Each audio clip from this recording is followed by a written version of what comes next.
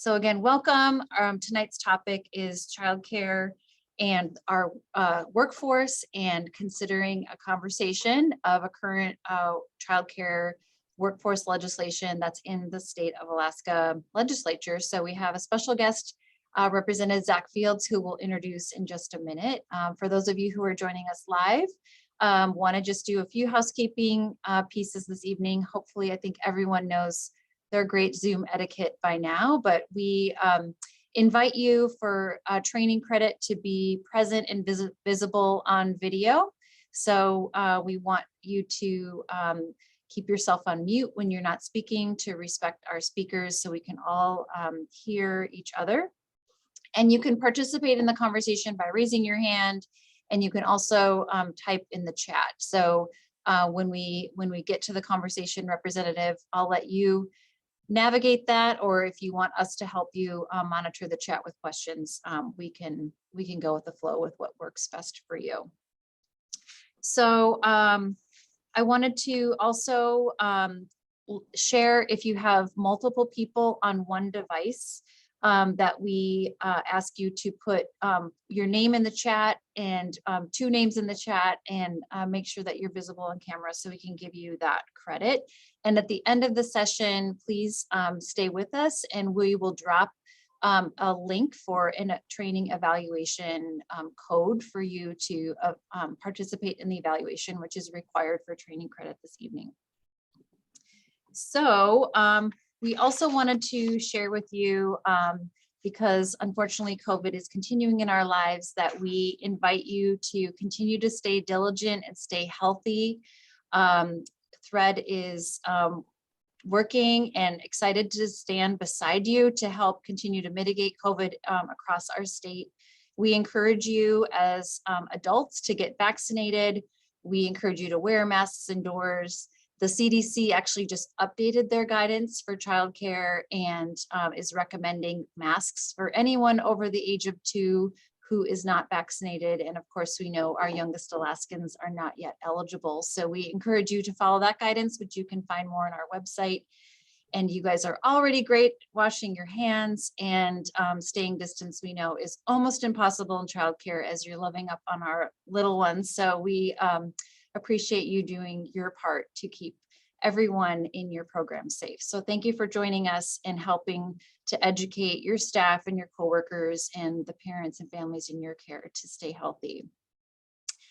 All right, so I think that is our housekeeping. Again, we're excited to have you all here, and I'm super excited to introduce our special guest. Like I mentioned, tonight's conversation is all about you, the childcare workforce. There's a current bill, House Bill 149, that we're going to learn about, that's working its way through the Alaska State Legislature, and we're going to hear from the bill's sponsor, Representative Zack Fields.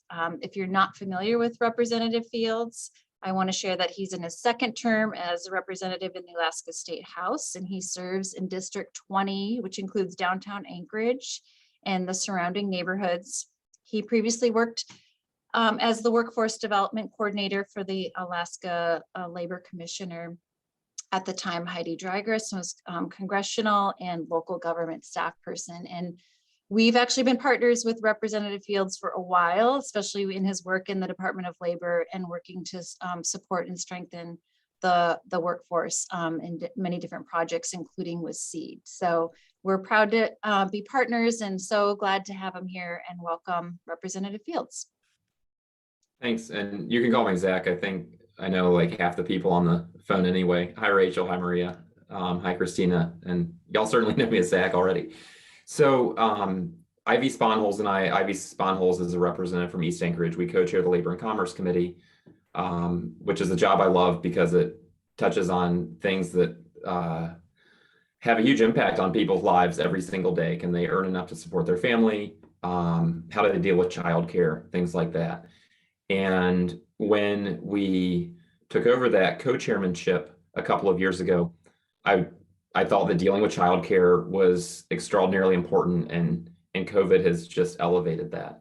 So I think Ivy has the same interest and passion in the subject, and we basically looked around at a range of policies that could have a positive impact on affordability, accessibility, stability in the workforce, and how to address all those things while allowing providers, whether they're nonprofit or for-profit, to stay solvent. And it's really challenging because, you know, in the United States, we're the only developed country that invests next to nothing for childcare for the average kid, 0 to 5, the only developed country. So how do we solve this problem? And, you know, I wish we were in a state where a majority of legislators would vote tomorrow to invest thousands of dollars per child per year in publicly subsidized childcare. I would vote for that in a heartbeat. That's not the legislature that we have, and I don't think that's the legislature we're going to have in the next 10 years. So then, you know, I stepped back and thought, well, what incremental steps can we take to get more money into the system so that the workforce can earn more, can therefore have less turnover, be motivated to do more training, and so that providers can stay solvent. If they're for-profit, continue to make a profit. If they're nonprofit, continue to get by, all without raising prices on parents, because y'all certainly have worked through that tough balance in a more intimate way than I have. So in the Labor and Commerce Committee, we've advanced 2 bills. One is a child care tax credit, and another would create what's called sectoral bargaining in the state of Alaska in the childcare sector. And the way sectoral bargaining works is it's a labor relations model that for most sectors doesn't exist in the United States. Sectoral bargaining is where you have workers, generally represented by unions, and employers negotiating with the government to establish things like wages and benefits. Sectoral bargaining is very common. There are some countries in Northern Europe use sectoral bargaining to set wages and benefits for all sectors. In the United States, our labor management relationship in federal law is shaped around the firm. So, you know, if you're a unionized firm, you negotiate with your union. If you're a non-unionized firm, like I think every child care provider in Alaska, then you negotiate with your employees. Each model has some strengths. I think the problem with that model in terms of childcare is there's just not the political push, the political ability within the childcare sector right now to get the public investment that the sector needs to be successful. It's true at the state level, it's true at the federal level. So how do we change that? There are more than 11 states that have established a sectoral bargaining model. And the way it works is employees and employers, and this is how sectoral bargaining is different from every other union-employer relationship in the country. In a sectoral model, a union, which in the United States thus far is SEIU, a union that doesn't currently exist in Alaska, could be any union in theory. SEIU in practice is a union that does this. So a union representing workers and owners negotiate with the state on how to allocate limited childcare resources. Now, in addition to that, in those states that have established a sectoral bargaining model, you create some political power through that union that is then able to pressure policymakers to allocate more resources to childcare. So I think, you know, as I think about public policy related to childcare, I think about 2 things. Number one, what additional resources can we get today that improve stability in the workforce, improve recruitment and retention without adversely affecting either providers or parents? How do we do that today? But how do we set up a sustainable model where this sector has more political power to get more resources tomorrow, the next day, the next year, long into the future? Because I think until we address that issue of political power, we're just not going to have enough resources for the sector to thrive and for the sector to provide the capacity that every parent needs. Because it's not just, I mean, the work that y'all do is incredibly important, but really every single business, every single worker relies on childcare. So when we fail in terms of public policy, it affects everyone, not just you. So Tristan, are we able to cue up that PowerPoint and just walk through this bill? So with that goal in mind of improving accessibility and affordability for parents while keeping providers solvent, there are multiple options of how we can move forward. And I introduced House Bill 149 after reading about the most recent state to employ the sectoral bargaining model, which was the state of California. And I introduced the bill, and I said this when we had hearings on it, because I wanted to challenge people to come up with solutions. And, I introduced this bill without knowing if this was the best solution. And I remain very open to suggestion about what the best solutions are for how we can improve recruitment and retention and ultimately supply of labor in this critical sector. So this was the model I introduced. You can go to the next slide, Tristan. And we've had many and long hearings on it to talk about. So I think you all understand the problem. Persistent low wages and benefits mean that it's very hard to recruit and retain. And why would someone invest in all this training when they can go make more money at Target? The wages have to be higher. Next page. Like I said, this is not simply a problem for every childcare provider. It's not simply a child for every parent. And as Rachel and Maria and Christina and many of the others of I have young children, so I see it on a daily basis. It's not just a problem for us as parents. It's not just a problem for you as providers. Alaska is losing population across the board. We're actually losing population most acutely among working age people with kids, which is a tremendous problem for our economy because we need those people who are in their prime earning years. They're productive. We need them here. We need them investing in our state. We need them buying houses. We need them creating jobs here. And we're not going to achieve the economic growth that we need unless there's affordable and available childcare. Next slide. So again, I referenced this briefly. What are the other lessons from states and nations? And this is the research that Ivy and I did when we took over the committee, looking at the different models. So again, we have a sectoral bargaining model that other states have used. And I think we also looked at a reference. Every other civilized country subsidizes childcare at a much higher level. So if we can't just start out by investing thousands of dollars per child per year, how do we start building to the level of investment that's going to be adequate? Next slide. So I wanted to write down 4 policy options just to give you a sense of the range of options that policymakers have to choose from. They all have different strengths and weaknesses. So number 1, the legislature could allocate more money directly into the system. We could have more Head Start, early Head Start slots. We could increase the child care subsidy level per slot. We could increase the number of slots. I would vote for any of those tomorrow. Again, we don't have a majority in the legislature to do that right now. Number 2, option number 2 is a sectoral bargaining model. Again, and we're going to get in more details about how sectoral bargaining works. I want to be really clear. It's an opt-in model. Number 1, providers and employees would have to vote to establish the model. Number 2, every provider would get to choose whether they participated in the sectoral bargaining framework.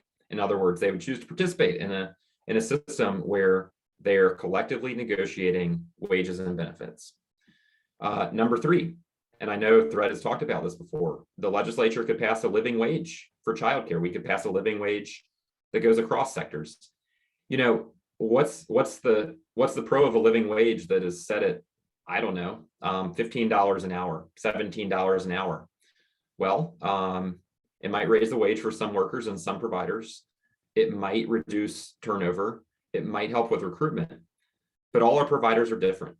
And how do I, as a legislator, know that $15 or $17 is the right wage that strikes this balance between keeping providers solvent, keeping care affordable for parents?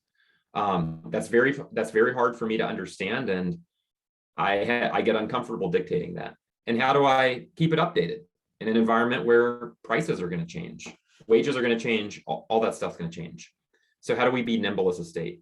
Number 4, this is, I would say, similar to the prevailing wage model, but a little different. So in the construction industry, we have the federal Davis-Bacon Act and the state Little Davis-Bacon Act. And, under this policy model, you link prevailing wages to acceptance of public money.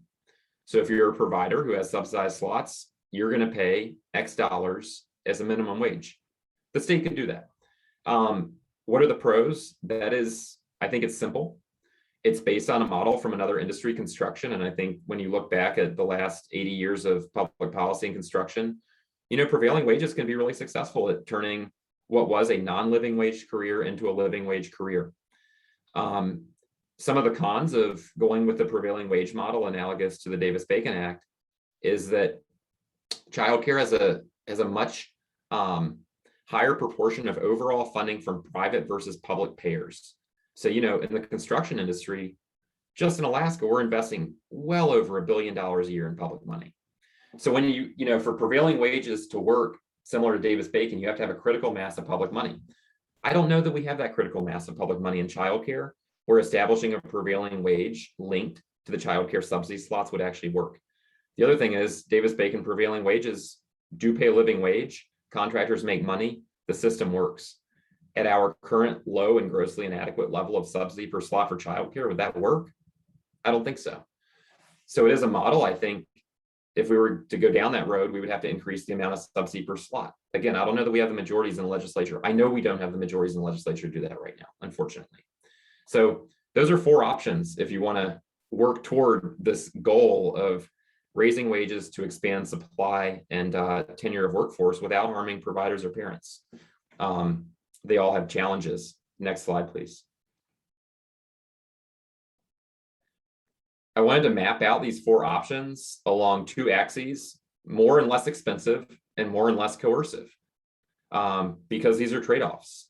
If there was the political will, just shoveling money into the system would be more expensive, but it wouldn't be coercive at all to providers. And like I said, I would vote for that in a heartbeat if we could pass it. What is more coercive and less expensive? You could argue a minimum wage is more coercive and less expensive. You all got to pay it. Good luck figuring it out. I don't know if it's going to work. I think there would be providers that would close, but it would be less expensive from a state perspective. A prevailing wage model is less coercive than a minimum wage model. Probably you could argue it's similarly expensive from a state perspective. I think House Bill 149, the bill I wanted to talk to you about tonight, is both less expensive and less coercive. And, in looking at the different policy options, that's basically why I've spent the most time on this one, because I think things that are less coercive and less expensive tend to have a greater chance of becoming law at some point. Next slide, please.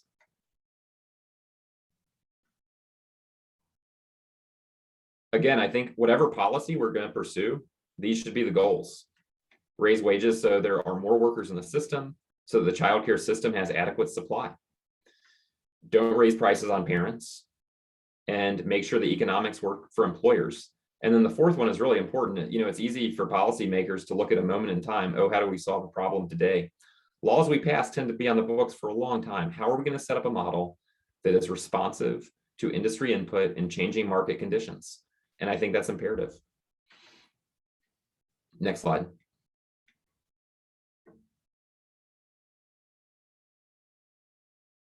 So I think all of this is sort of academic unless you have more resources coming into the system, right?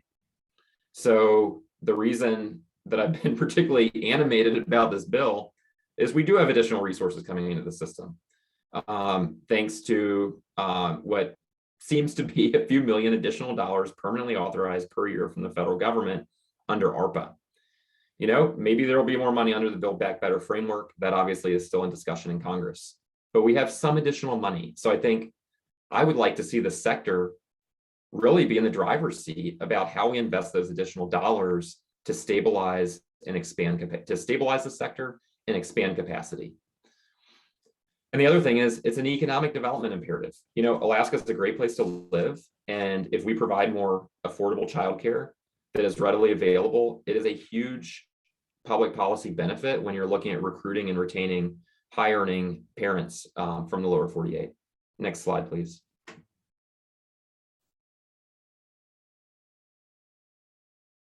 I did want to reference, so, right when Ivy and I started as co-chairs, I read about this California example where 97% of California child care providers voted to form a union.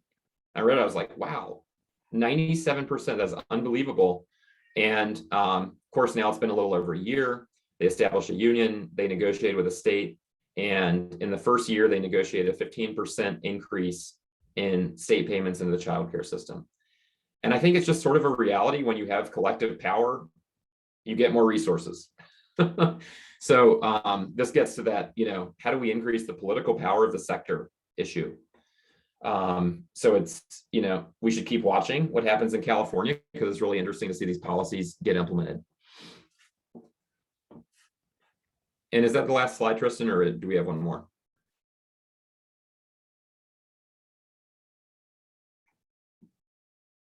Okay, that's the last slide. So at this time, I just want to go back over, how does sectoral bargaining work? How would House Bill 149 work? If this bill passed, the Alaska Labor Relations Agency, or ALRA, would conduct an election, and every provider and every childcare worker would vote on whether you want to form a union that would negotiate with the state for money, for more money going into the sector. If a majority of people, your workers, voted yes, then you would have a framework to bargain. The next step would be for those providers who want to participate in a sectoral bargaining framework, you would negotiate with the state. And with the limited, but fortunately expanding amount of dollars going into the childcare sector, you would make decisions about things like, are we going to increase the subsidy per slot? Are we going to increase the number of subsidized slots? Are we going to establish a wage in this sector for participants? And what is that wage going to be? Are we going to establish other minimum training standards? Are we going to establish other minimum benefits? When you have a sectoral bargaining model, it is flexible. You don't have to put everything into a sectoral bargaining framework. You could only have wages as a floor. You could only have training as a floor. That's up to you. The key is, for me, giving you that forum to negotiate with the state, because I think ultimately you would get more money, and the money that you would get, you would have more control over how it's invested. Because I feel like as a policymaker, I might think the wage should be higher this year. I don't know what the right wage is going to be 2 years from now, 3 years from now. I don't know what the right level of subsidy per slot is. I don't know the right number of slots. So, the industry is going to be in the best position to understand that. And when you look at sectoral bargaining in Europe, the government, labor, employers meet regularly to update what the standards are, what the wages are, and those sorts of things, because you have to be nimble in response to market conditions. So to be really clear, if the bill passed, there would be an election on whether you even bargain. And then once there was an election, if it was successful, then you would opt in to bargain. And if you didn't want to opt in, you would operate just like you're operating right now, because I see no value in passing a policy that mandates that people do something. I think it makes enough sense that people would want to be at the table, that those who want to be at the table can be. And those who don't want to be regulated under a sectoral bargaining framework don't have to be. So that's how the legislation would work.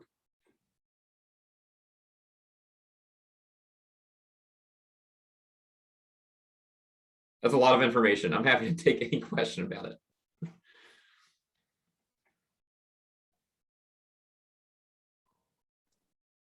What questions do you all have? Thank you, Zach. That was a lot of great information broken down.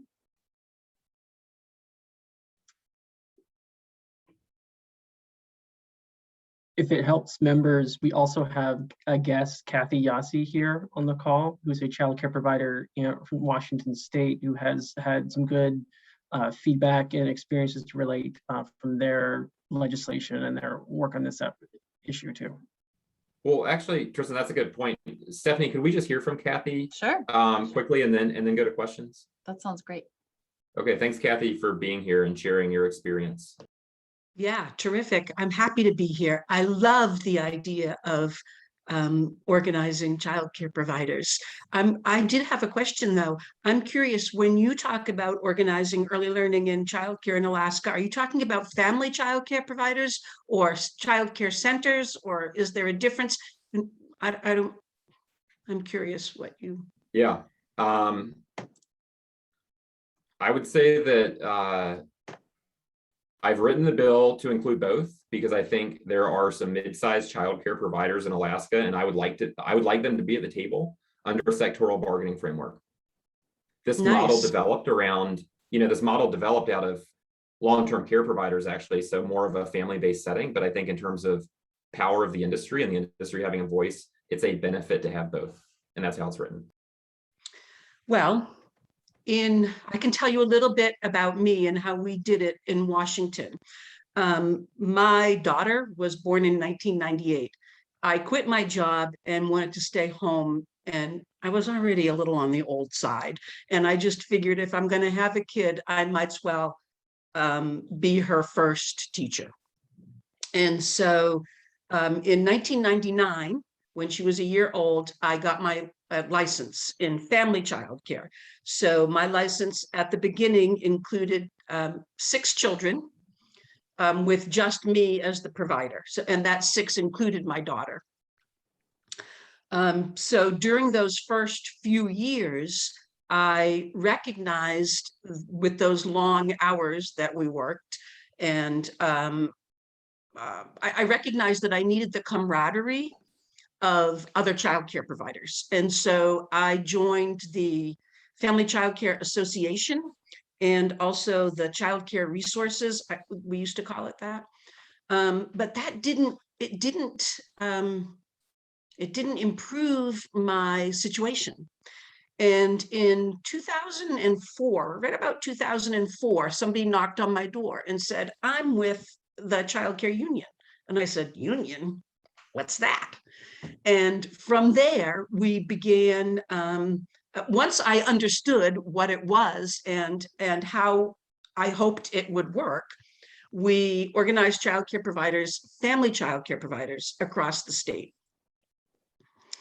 I think it was 06 or 07. I think it was 07. We got our first contract. So I think we got our union in 06, and then we got our first contract in 07. And we had a whole team of family childcare providers sitting across the table from the state on the other side. And we had a couple union members, because union staff people with us for support. And right away in our first contract, I think we got, it's hard to remember, but I think we got like a 15% raise right away. We also got some professional development money. But I think one of the biggest things and the most important things, now looking back over the time, I think one of the most important things was the fact that it was a legally binding contract that we had with the state.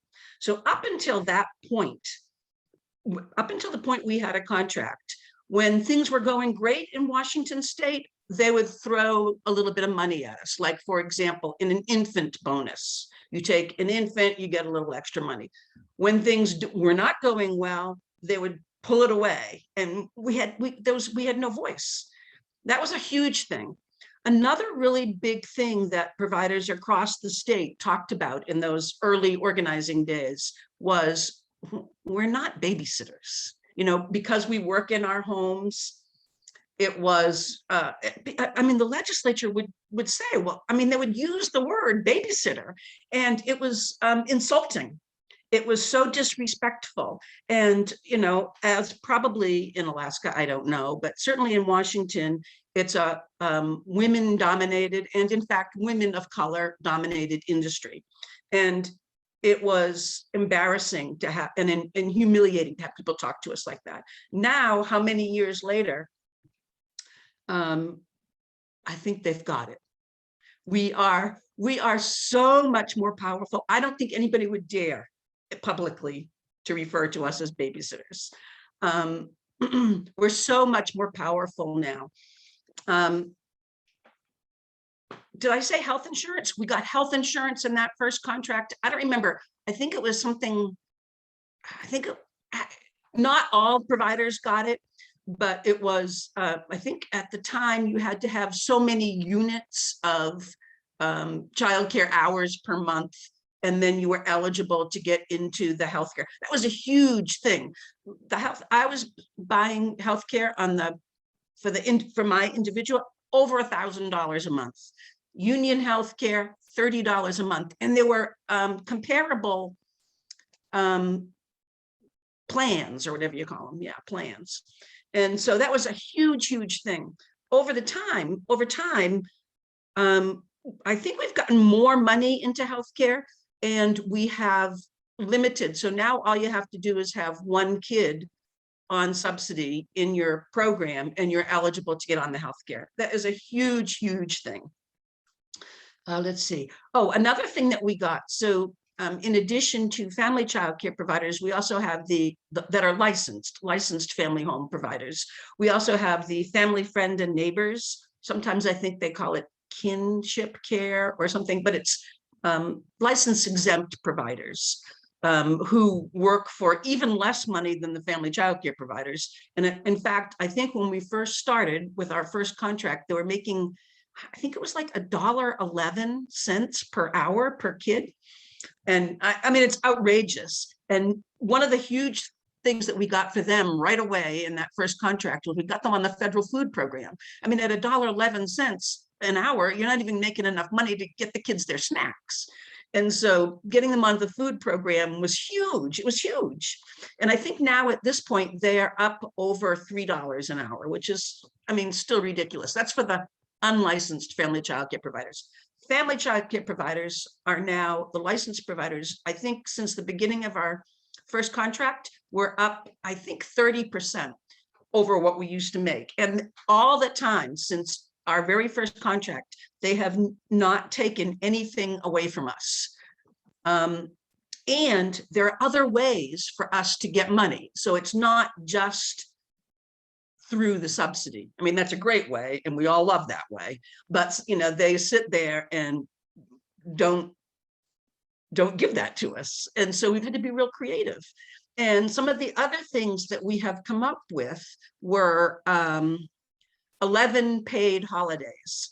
So I think when we first started, we had 9. So we've only gotten a couple more paid holidays, but the big difference is that now they don't have to be taken on the holiday. We have, like, for example, Somali providers who don't celebrate Christmas, but they have that whole month of Ramadan, or there's another holiday, Eid, I think they call it. And so they don't, as long as you take the holiday in the year that it was provided, you don't have to take it on the holiday. So you can be open. I mean, it's probably unlikely that you're going to get any kids on Christmas, but maybe if they're Somali kids, right? I don't know. Another thing we got is 5 professional days. So that paid professional days, right? So that when we have to meet the professional development requirements, we now get a day paid to do that. And we get access to a substitute pool. That was huge. At the beginning, providers worked, you know, you have to work at least minimum 10 hours with kids in the house, because it takes the kids, it takes the parents at least half an hour to get to work and half an hour to get back.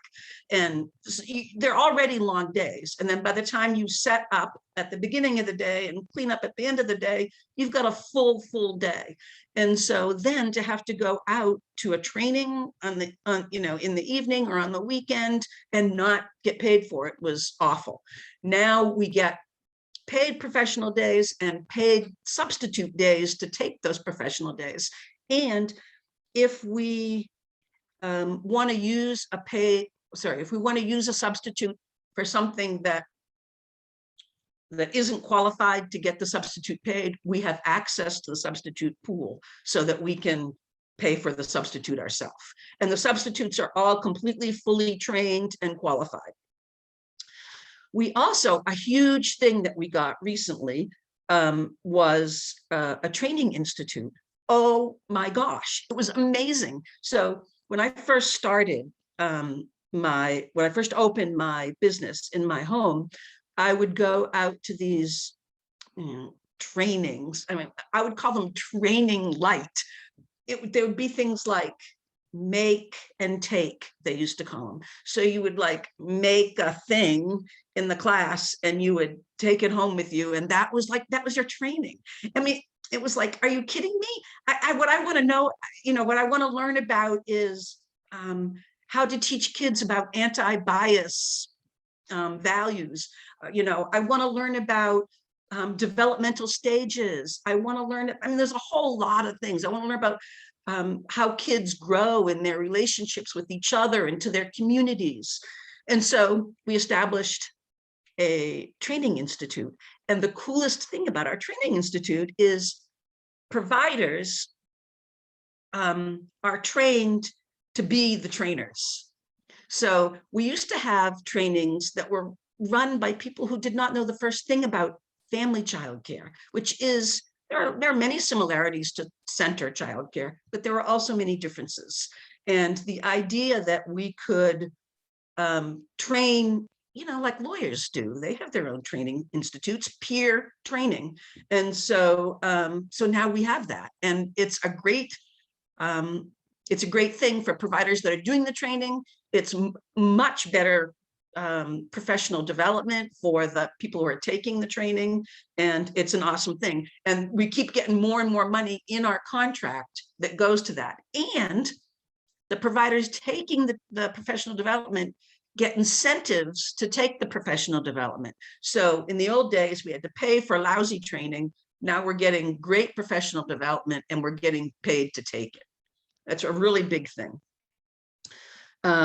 We get things like registration fees, non-standard hours pay, overtime payment. We got this thing called field trip and quality enhancement.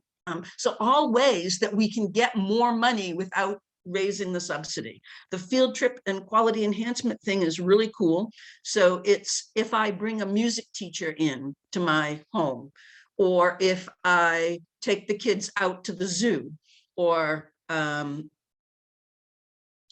any other places, or go swimming, or any of the other things that you do, those dollars can be reimbursed per kid per month. Let's see, what else did we get? Oh, we get paid. So how kids, you'll be you'll be going along with a child, and all of a sudden they don't show up. They're just gone. Sometimes kids have instability in their lives, and the kid is just gone from your place. No notice, nothing. In the old days, if you didn't provide the care, you wouldn't get paid. Well, I've hired staff people, I've bought food, I've prepared activities, I've paid for these things, and now the kid's gone, and now the state's not going to pay me. Now we have 10 days notice. You get paid for 10 days if somebody is just gone. And if a kid comes to your school one day that month, you get paid the whole month. And these are all things, all things that we have, none of them came easily. I mean, we would sit for days, and so many times we've had to take action. I remember one time we wrote messages on diapers and brought them to the legislature. One time we were in bargaining and the state would not talk to us. They wouldn't, we would put our proposals forward and they would not talk to us. And we, at break time, at lunchtime, we called providers from across the state to call the governor. Well, let me tell you, by the time we got back in that room at the end of lunch, those negotiators were talking with us because the governor must have stepped in and told them to. So, it's a real,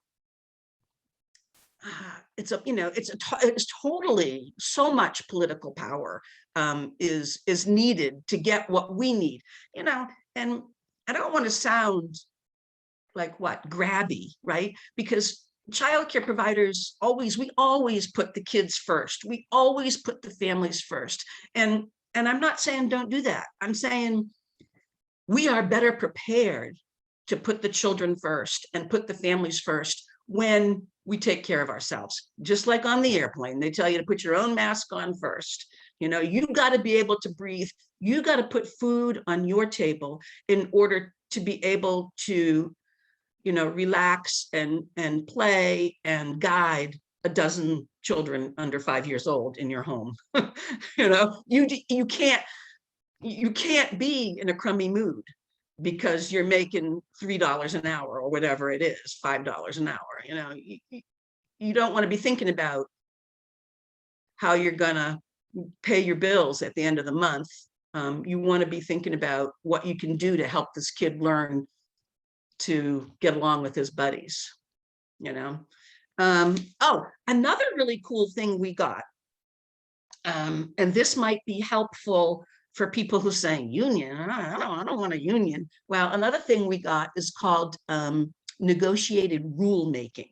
So in our contract, we are in our legally binding contract, which the state must follow.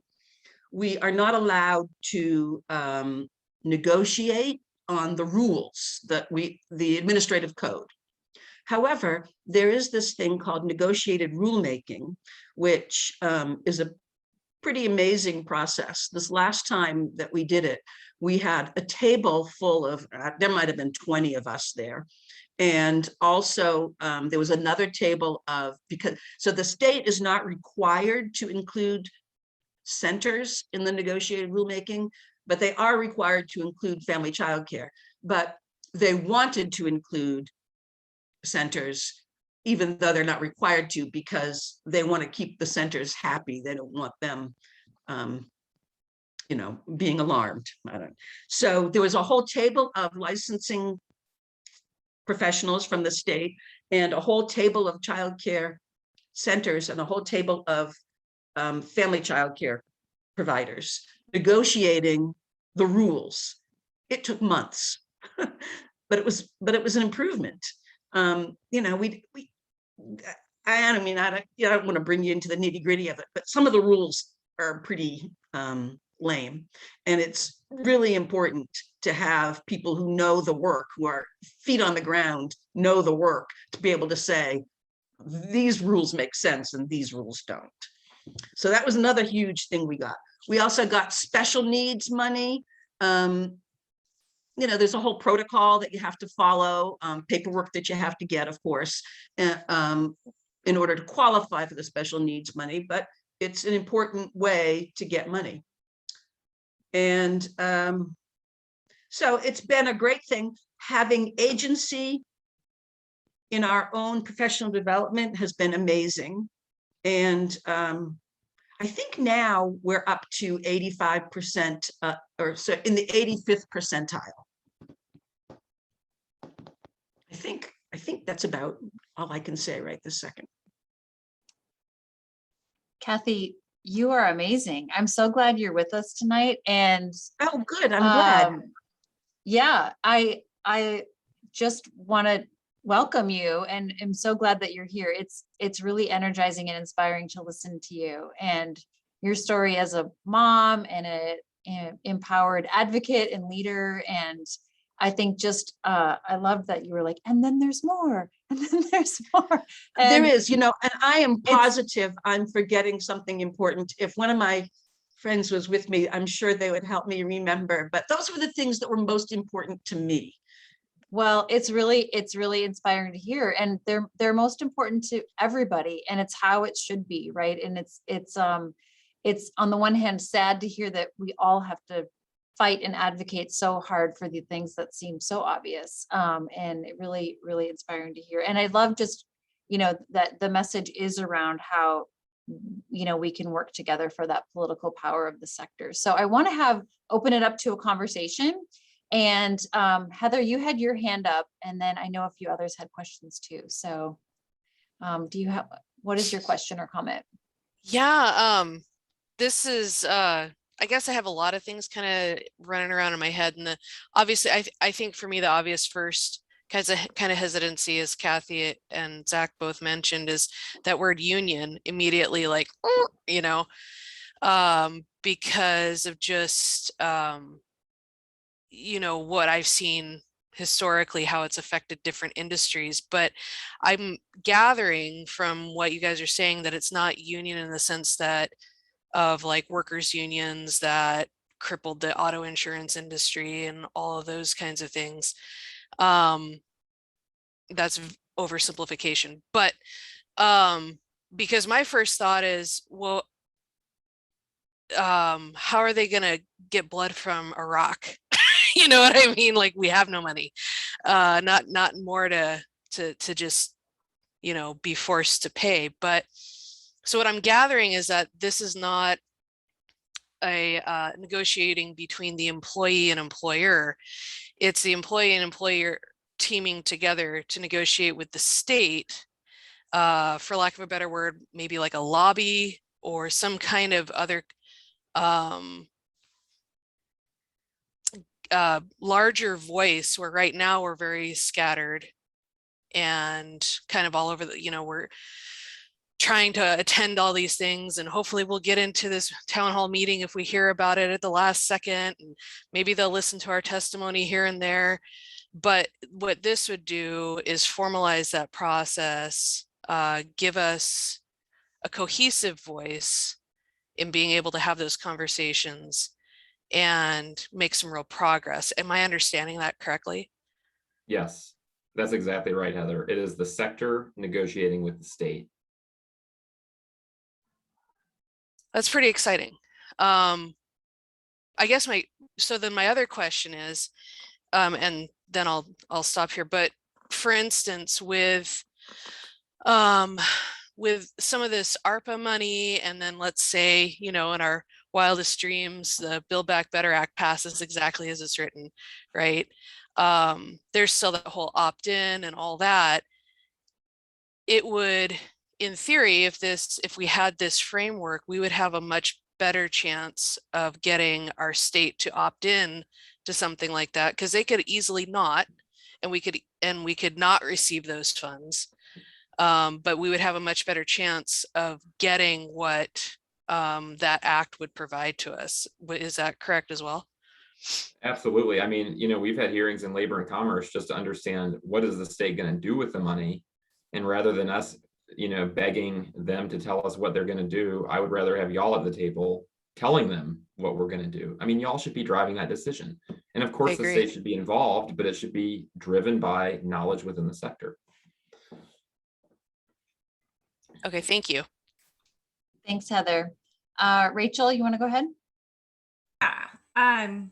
Hi, Zach. I am a huge union supporter. My family is in unions. My husband is in union. So I was super excited to hear about this. I do have some questions in doing some research into the Californian union that just became. It seemed to me that it was aimed at family providers, family home providers. And I know you stated, Zach, that you had written to the bill that it would include centers as well. And so I'm curious to know how that transposes to a center as someone who works at a private for-profit center. And then my other question is with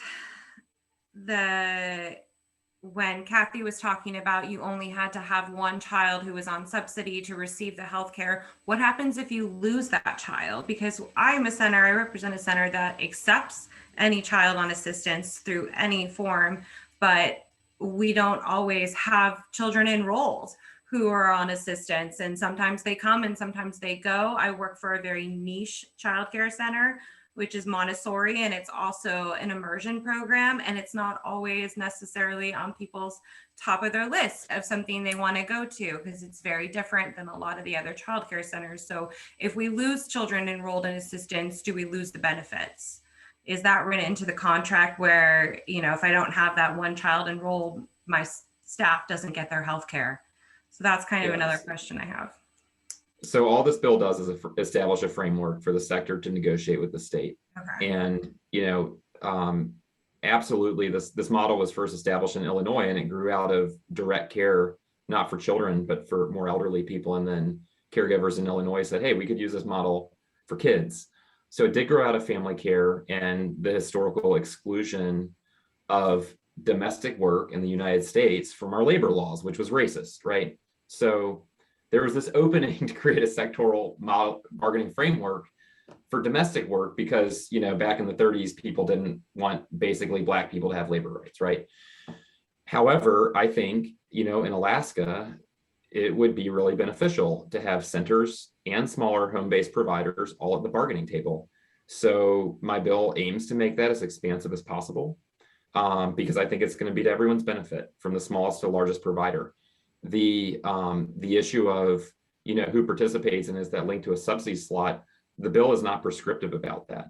So again, it's a framework, and my hope would be that if this bill passed, if you all, as employers and in some cases employees are the same thing, a home-based provider, but if you all voted to establish this framework, my hope would be that you would all be able to make those decisions.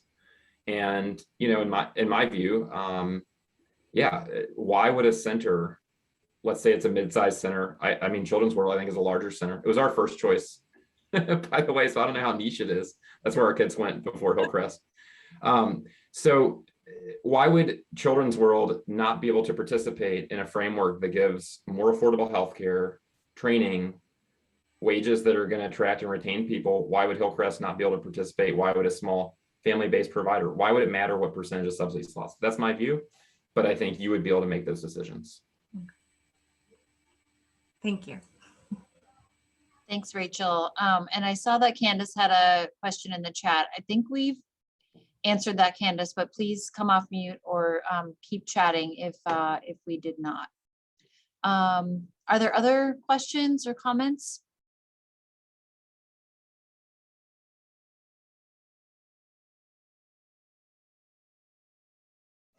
I did want to mention to Cathy, so one of the first hearings on this bill, one of the committee members in Labor and Commerce said, I don't even know why we're talking about childcare. My mom took care of me. It worked out great. So we see exactly the same thing. Right. Yeah. So what's really our next step? You leave this meeting and how do we congregate Sure. to move So forward? great question. So we passed this bill out of Labor and Commerce. Ivy and I made the committee spend a lot of time discussing it, more meetings on this bill than any other bill we've dealt with the entire legislative session, because it's a new concept for people. And basically we rammed it through the committee. It's in the Finance Committee right now. I think we can pass this bill through the House Finance Committee and pass it across the House floor if you as providers think it's a good idea. If you think it's a good idea, you should write letters to my office and get them on the record. And I'll request a hearing very early in the next legislative session, and we'll try to get it through finance. And if we get a finance hearing, success in that committee will depend on y'all being there and talking about your experiences and what the needs are in the sector. So I think if most of you think it's a good idea, I think we can get it passed together.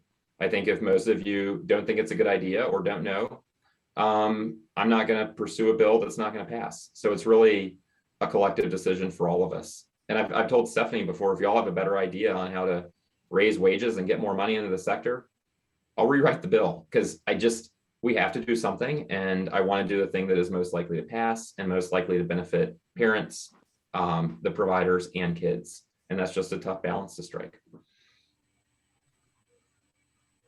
Thank you. Maria, I noticed you came off mute. Did you want to add anything? Yes, so I wonder, after that framework that we talk about it, to be part of the union, all the unions have those requirements.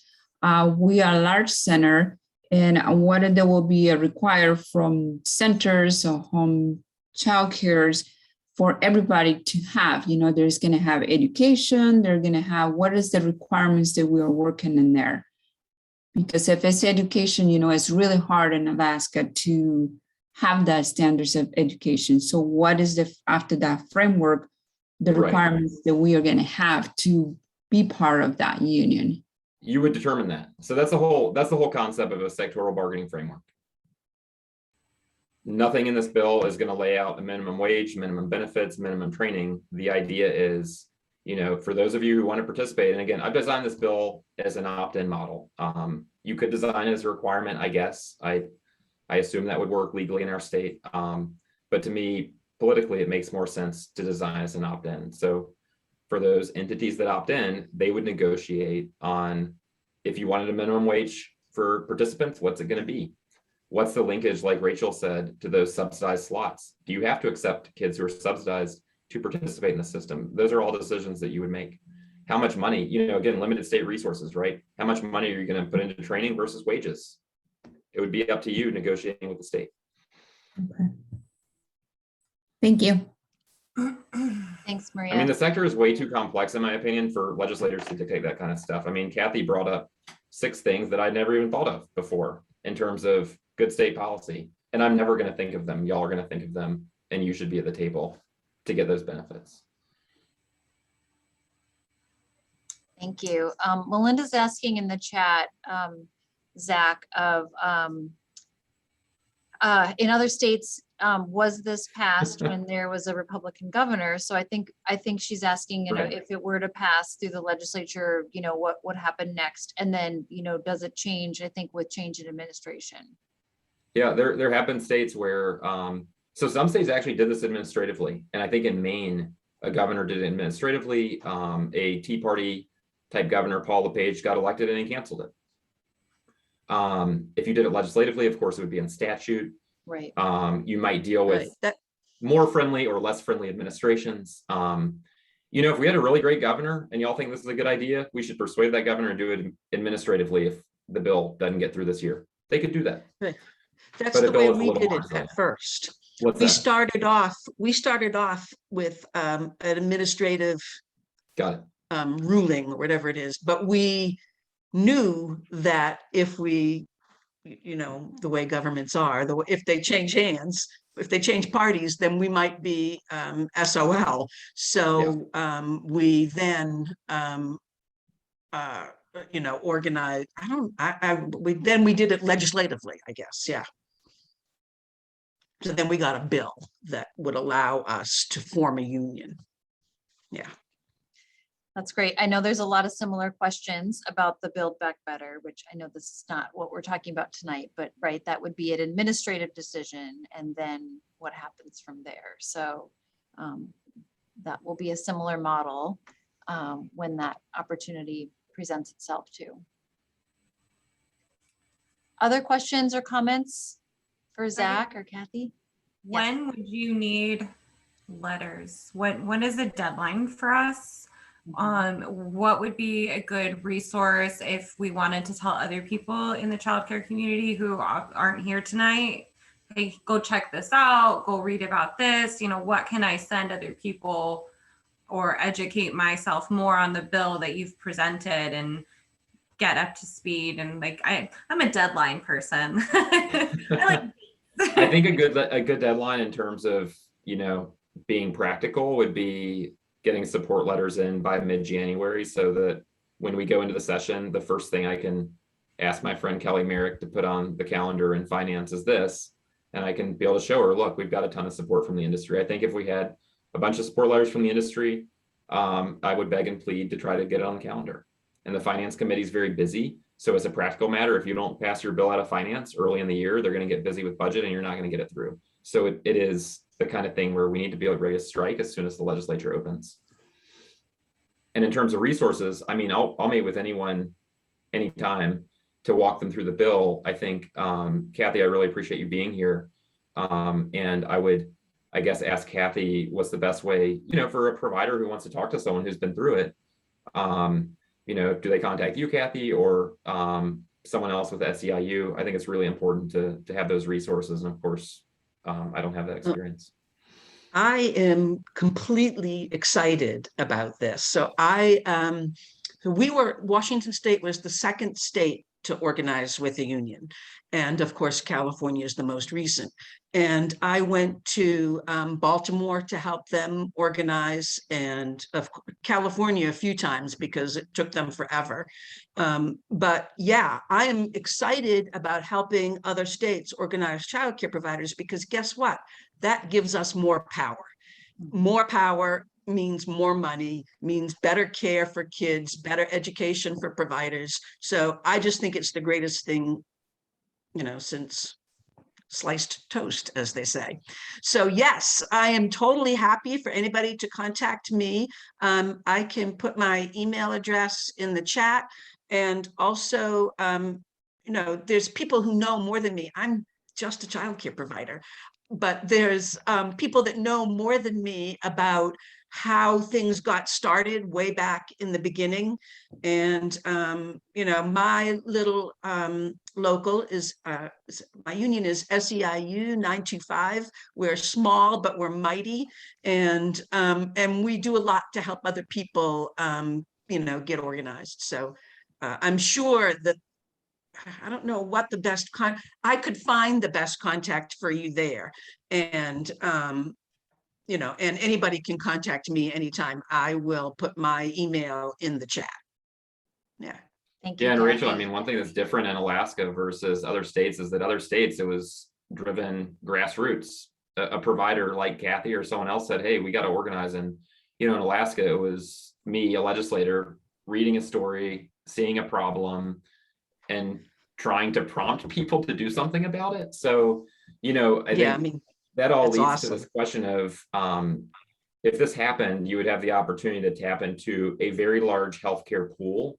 And I suspect it would be better, cheaper healthcare than anything that's available to any of you in the private market in Alaska. And that's another thing to help providers understand, is that when you tap into a regional healthcare pool, because it's not just Alaska, you're sharing in those better prices, driven by a bigger pool with members in the lower 48. And that would be a very clear benefit. And Rachel, I'll add, and for all of you, that Thread is actually very committed to growing our resources and capacity to support policy and advocacy. So we actually are hiring. We have a position open right now for our first senior policy manager position on staff. So we're growing in that capacity. And that includes, last year we created a 3-part professional development training series on helping to inform and empower you all as advocates. So we'll be launching that timely with the session, and growing our commitment to you all in how we're keeping you informed of current legislation, what those deadlines are, how to be advocates, what those letters should include that you're talking about, and keeping you all up to date on what childcare legislation is out there or is possible. So we're looking at growing that part of our business to support you all and to create real lasting change that we know you deserve. And I'll just add that we currently have a action alert open for Buildback Better. If you haven't seen it or signed it, please do. I will put the link in the chat in just a minute. Thanks, Jenny.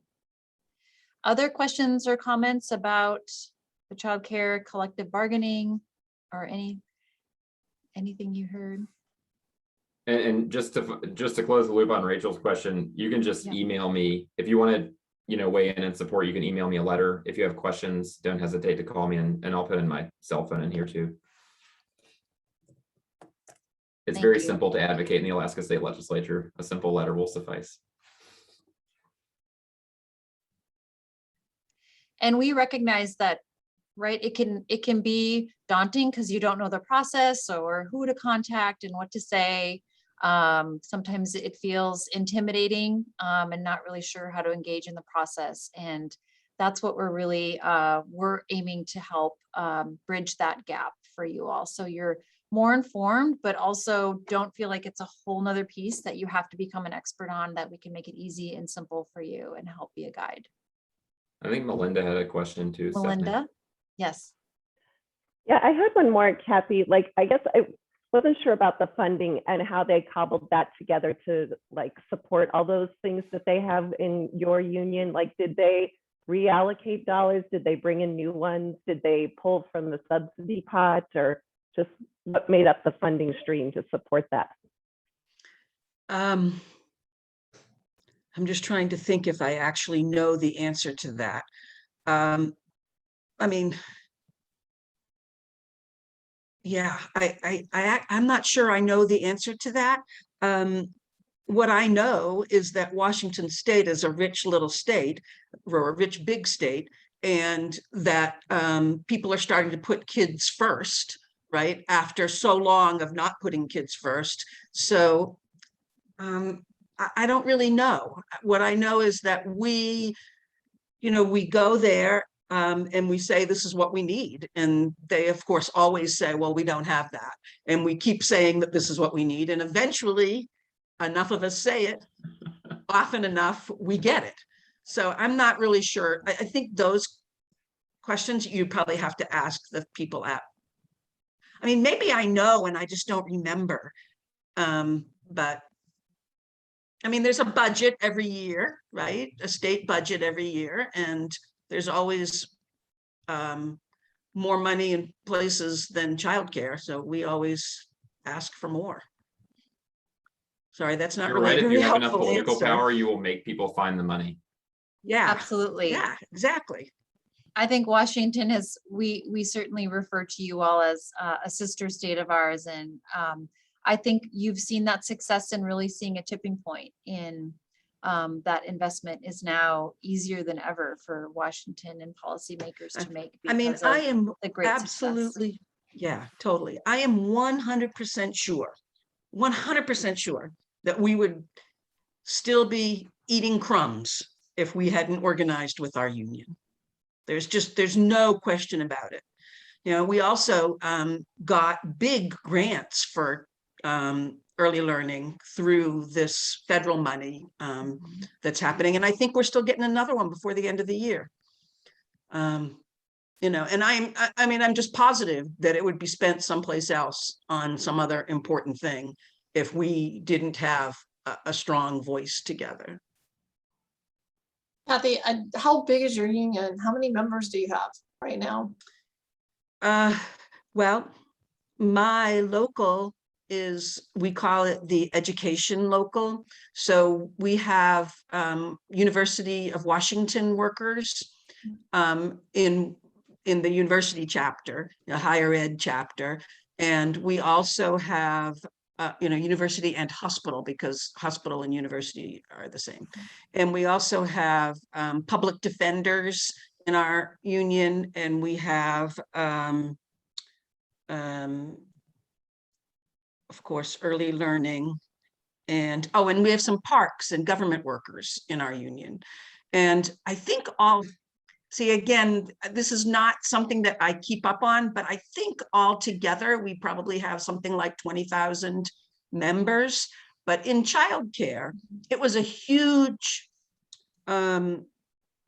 influx when we first joined. But, you know, we earned so little that our dues were much lower than the higher, like public defenders. They make like the big money, right? Compared to family childcare providers. But now, you know, through the COVID, we've lost so many childcare providers, which is, I mean, it's killing people. People can't go back to work because they've got no place to keep their kid. And so, you know, it's a big mess every place, but we're working on it. So I mean, I think we've lost maybe half of the childcare providers that we had. And I should mention, SEIU has done, SEIU has done amazing work on this, but this bill certainly doesn't, you know, pick a union. If you organized under the sectoral model, you as providers would pick which union you affiliated with, or you could create your own union in Alaska. That would be flexible. You could organize under the IBW if you wanted to. You know, the labor law is flexible in that way. Rachel likes that idea. My husband's in the IBEW.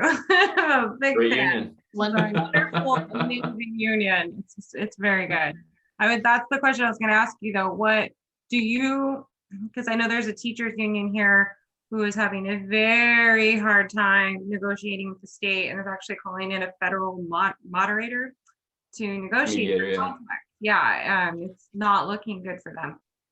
So do you, setting up this bill, did you have in your mind like a union we would affiliate with, or was it, did you see? You know, I think if y'all voted to unionize, it would make sense to shop around. I mean, you know, because each union is different. Some have very large regional pools.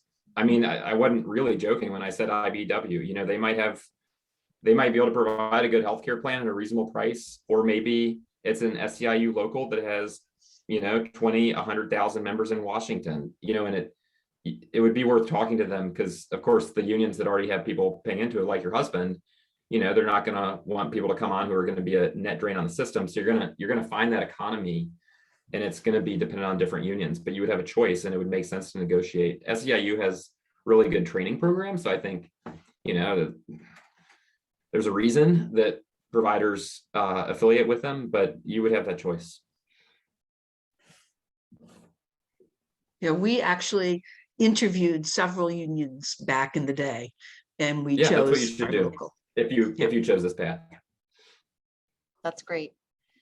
Candace, did you have your hand up again, or I'm not sure if that was just a glitch?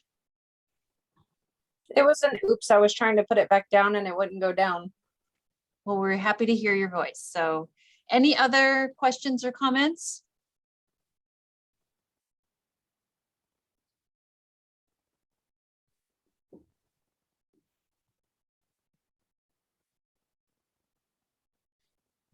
What is the general temperature? Are you thinking sounds exciting or opportunity? I think it's exciting. I'm curious to like figure out how to push things forward. I mean, this is a meeting of very small people, and I was expecting a very large group. So when I see not so many people actually attend, it makes me nervous that maybe they don't understand what people are advocating for, or it's just not on their radar. So I'm excited, but I'm very nervous in how to reach out to other centers to advocate for it and how to really push it forward. Because I think it's something really beautiful for childcare providers that could really make a difference all the way from the bottom up to the top, especially in the economy. I mean, it's a win-win in my book for everything, but I'm nervous to see how it gets off the ground.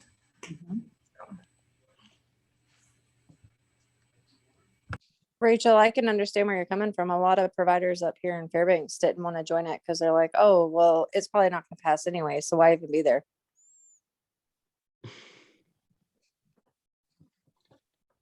Most bills don't pass in the legislature. You know, when you look at these bills in other states, or these, you could call them a movement, because I guess in a lot of states it was very grassroots. It did take years. And, you know, I feel like I want to do everything I can while I'm in the legislature to advance it. I don't know how long it's going to take, but I think it's worth it. And I think if we push at it, we can be successful. And in politics, you just never know exactly when you're going to make that breakthrough. Yeah, we Yeah, appreciate I mean, the leadership for that. Go ahead, Candace. It's really, it's been years needed, and we needed something like this. I think it's really, I think childcare providers and early learning professionals have been beaten down by the system for a long time, for as long as there've been kids. And so low paid and so disrespected that it's really hard to believe that there is a better way. And to get people excited, it takes time and energy. I mean, it's absolutely, you don't get everything that you want the first time that you sit down with the state, but over time you get more and more and more. And it's so empowering. It's so empowering. Yeah, I mean, yeah. I know what you're saying about sort of the apathy, I guess. Somehow you have to, envision a better future. Yeah. Well, I hope you use us inspiring. legislators who are there now to kind of push the conversation, because, just in labor and commerce, there were people who were surprised we were even talking about it. And I would love to see this bill on the floor and love to hear people talk about their 50-year-old visions of childcare, but make them confront the need that we have. And I think if we do that, we're going to accelerate that progress. Yeah, I mean, I think a really important thing, which I think even some of those, old guys will understand, is that people can't work without childcare. And if they really understood that, and I think they have a better idea of that now with the COVID, everybody's had a couple of kids at home, and it's not easy to get the things done that you need to get done. And I think that once people really understand that certainly not women cannot go to work unless they have childcare. And a lot of times men can't go to work unless they have childcare. And, I mean, that's the thing that they have to understand.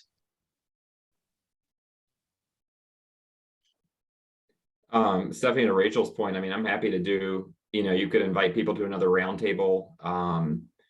I don't remember offhand if your convention is in person or virtual. But I would be happy to participate in more of these. You know, Candace, if you wanted to organize a Fairbanks specific one, I'd do a Fairbanks specific one. It's, you know, I'm as available as people want me to be to talk through this concept. That's great. Thank you. It sounds like there's appetite to continue the conversation for sure. And sounds like Heather and others are eager to, you know, dive in and learn more. So I think that's also something we can assist with, is trying to pulling together some more information and breaking down what does this mean? What are the opportunities? You know, putting Cathy's contact information and even highlighting the wins that, you know, are possible, right? Like showing the art of the possible. And I know the framework is where you're starting, Zach, but I think, you know, for people to know what is the possible outcome is also is really enticing. And that's where I think we can grow some of that excitement, which is really great. You mentioned the summit. So I think that's also another opportunity for people to learn more. Hopefully you all have seen that we're having a summit on childcare. It's actually called the Economic Impact of Early Care and Learning, and we're naming it Take Big Strides in Childcare. And we're featuring actually 3 different models from across the country that we think are really exciting. And one of them is actually New Mexico, where they have invested in the workforce significantly at the state level. You know, similar changes and opportunities, you know, that Washington has seen, but I think looking at how they've are working to support changing subsidy, you know, changing that and changing the workforce and quality, you know, efforts. And that it's a great opportunity. I know it's really hard for you all to participate, you know, during the day, but I also welcome you to share the summit with some of your parents. If you have parents who are interested in this issue, you know, who are business leaders in our community, this is for them so they can learn more about how to support the sector overall. And we're excited that Zach is registered to attend too. What else would be helpful? It sounds like some concrete resources, Rachel, and information, but what else can Zach or Thread assist you with in learning more or understanding deeper? I think you had kind of touched on it, that you guys that Thread is preparing trainings, I guess, on how to write advocacy letters, what exactly bullet points to hit on. For me, like in my head, writing a letter is, you know, pretty much just like complaining about all the things we need fixed. But I don't want to, I want to sound political. So I think that's probably the most helpful thing is, you know, where to point people who want to know more, and then once they know more, how to guide them into how to advocate. I don't think. Yeah, Rach. So. Sorry, I was going to say on the letter front, if you want to do a letter, I'll work with you on that. Okay. I tend to be a little flowery in my language and could go off. It's easy. No, I'm happy to help people with letters. And you know, a simple way to start, I would just say, is we have a link on our website, and maybe Jenny can help me by dropping it in. That is, we call it Share Your Story. Mm-hmm. And you can share the link with your coworkers and even your parents. And that helps us, you know, also advocate on your behalf. And sometimes it's just telling a story of what happened today, tell us about your day. Like Cathy was even describing, you know, you're waking up early, you're setting up your classroom, you know, you find out half of your kids aren't coming, or, you know, you all have a million COVID stories, I know, right? Of, you know, so telling your story, even of an hour, or, you know, it doesn't have to be so big. I mean, it can be larger sector, you know, complaints, like you're saying, Rachel, just conditions, but sometimes it's just the day-to-day stories of what matters to you and where you need the most help. Also share that we do have some resources about doing advocacy, a few tools and tips about writing letters, making phone calls. So I'll also share that link. I would just like to take a minute to say thank you to Zach for putting the time in to research this advocating for our industry, caring so much about our programs and our children. That is huge for us to have that support. And I want to just acknowledge that and say thank you. Thanks, Susan. I'm inspired by y'all. I mean, like I said, our kids went to Children's World. They go to Hillcrest after the pandemic. I mean, the work that the people do at those centers is just unbelievable. So I really feel a responsibility to support the providers. This was I a feel the great same. That's conversation. great. Yeah, go ahead, This Jenny. was a great conversation. I was just gonna flag the time because the meeting, we have about 5 minutes left for any final thoughts or questions. Yeah, as we close, I just want to acknowledge, Christina, your comment to, could we connect people together to help move this forward? And I will say yes, when we hire our policy person. So we are working to build this capacity, and when we do in our organization, you know, this is exactly the work that we can do together. If you know people who might be interested in that position, let us know. So And yeah, can I ask, Candace, what provider in Fairbanks are you a home-based provider, or what is your center? I am a home-based provider. Awesome. Yeah, you know, it's interesting as we've worked on this bill, I feel like we have heard from some providers. Christina's called in and testified. Susan has called in. I visited with Susan, and I've actually heard less from home-based providers, which I feel like is a bit of a blind spot. So I would love to hear more about your perspective. Is this bill the right vehicle? What needs you have, things like that. Okay, absolutely. I saved your phone number. I can give you a call later this week, I guess, or Sounds good. next week. Either one's fine. that's great. Jenny is helping us in the chat with the evaluation code for tonight. So if you want training credit for tonight's session, the evaluation code is in the chat. Let us know if you need help accessing that. And are there other final questions or thoughts?